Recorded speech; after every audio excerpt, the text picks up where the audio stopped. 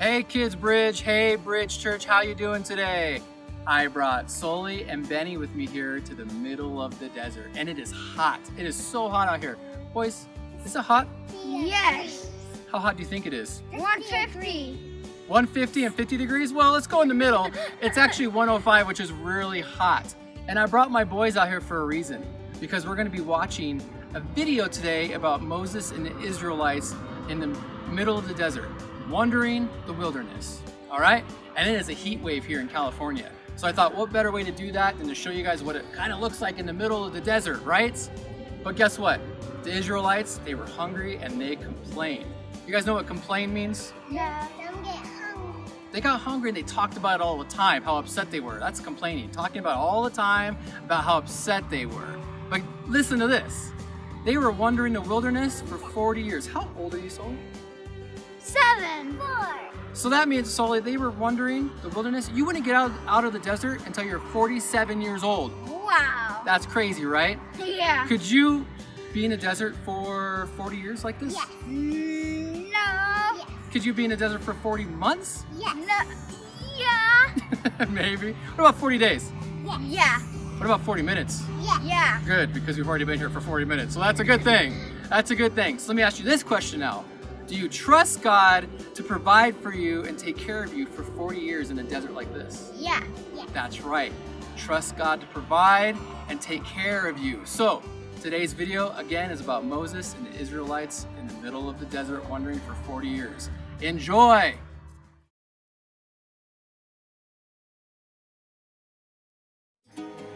The Israelites were spread across the desert, setting up tents, preparing food, and beginning to grumble. Forward they marched. Ahead of them, they faced a long and difficult journey across a desert, through dangerous territory, but they were bound for the promised land. As the Israelites' food supplies started to run out, they began to fear where their provisions would come from. One of the miracles God did for the Israelites was to provide them with plenty of food. This food came from the sky, floating down every morning like heavenly snow. Manna was tasty, but the people really hungered for meat. So God sent them quail, which is kind of like a small chicken. A huge flock of these birds swooped into the Israelite camp, and the people started grabbing them. There was so much food that everyone had buckets of quail to himself. Water was another problem. They needed water to survive. One time, God simply told Moses to touch a rock with his staff. Instead, Moses was so angry with the complaining Israelites that he not only hit the rock, but he did it twice.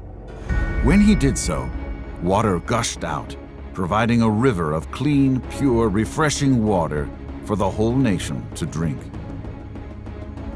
God's guidance and protection resided with the Israelites, and he gave them victory.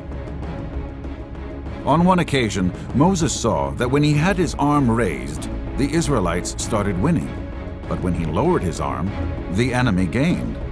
So, with the help of 2 other men, Moses kept both his arms raised until Israel won the victory.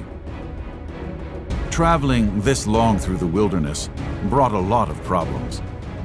Often the people grumbled against God and Moses. God punished the people by sending a swarm of poisonous snakes, which bit the people and made them sick.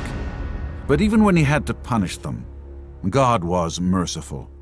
He told Moses to make a snake statue. Anyone who looked at the snake statue would be healed. There were a lot of lessons that God's people had to learn. Through all this, God still loved them. He always gave them enough food, enough water, and even kept their shoes and clothes from wearing out during the long and difficult journey.